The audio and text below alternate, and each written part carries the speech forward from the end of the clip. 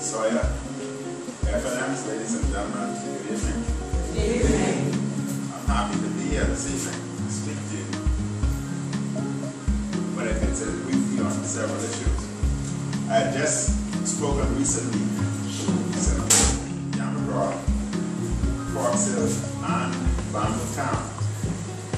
And the message I sent to them was a very simple one. And that is, the PLP must go. This is the worst government ever in the Bahamas, in the history of the Bahamas. Yes. PLP.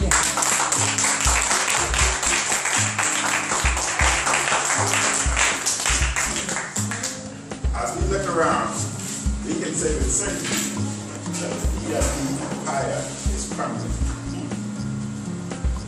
We know about the issue with Wells, having signed a letter of intent.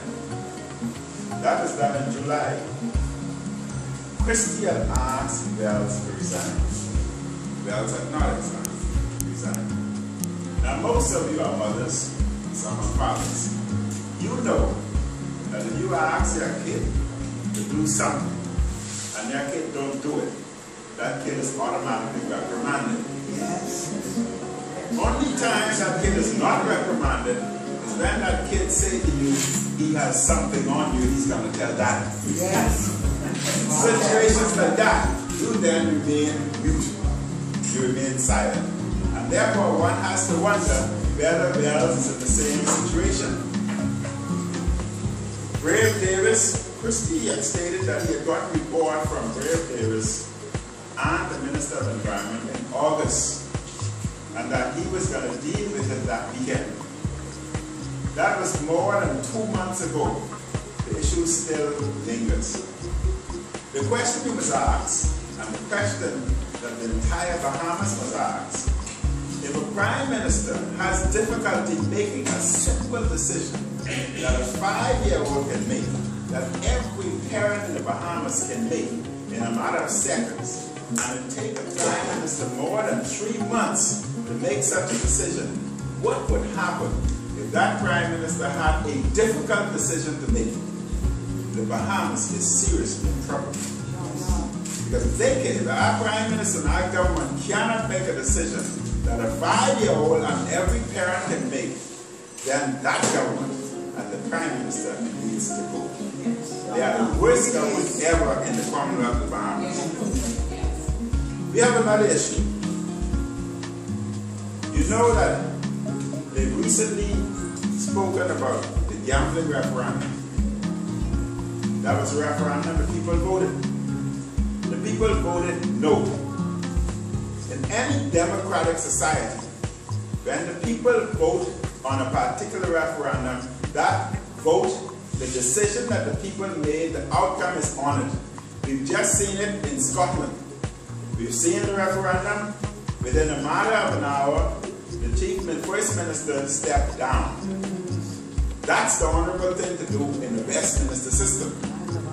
The honorable thing to do in a situation like that, the Prime Minister and the government should have gone. But instead, what they want to do, they changed the vote of the people. They ignored the vote. When a government does that, the entire democratic system is in jeopardy. And that government must go.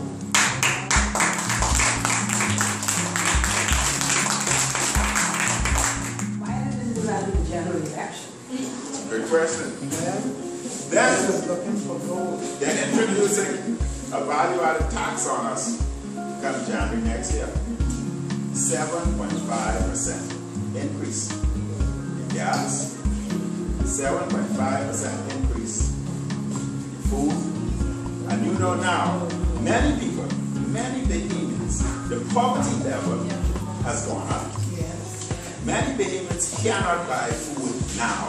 The poverty level has increased dramatically, I think to about 12.5. And now, VAT coming in, an additional cost, which will cost even heavier burden on the poor.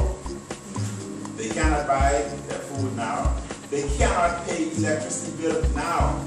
Today, some mortgages, the light bill is more than mortgages. The light bill is more than rent. The small businesses are closing because of the increase in cost of life.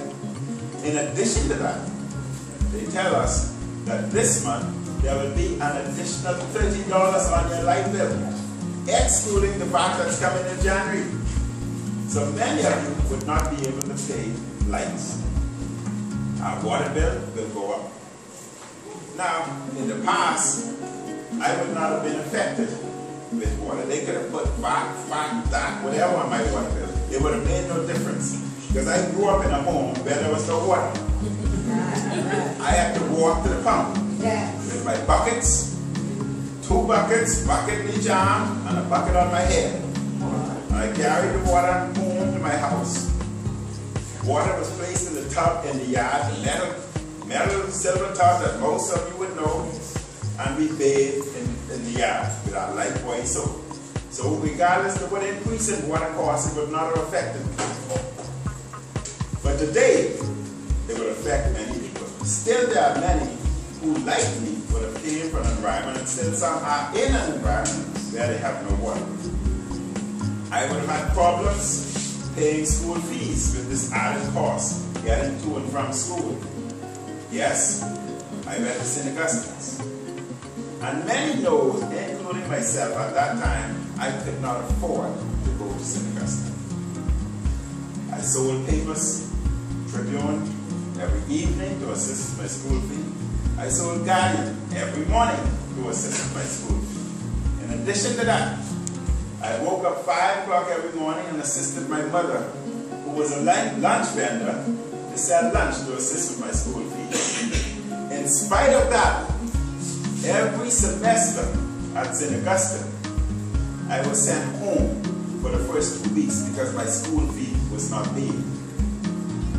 St. Augustine had an intercom system, and every semester, I remember very clearly, room 51, which was my home room. Every time they reach room 51, they say, well, the following students, please report to the headmaster's office.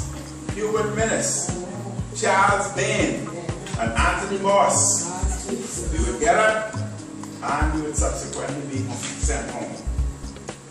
It reached a point where every time they reached from room 51, before the announcement is made, students would say, Minnis, Bain, Moss, you might as well go.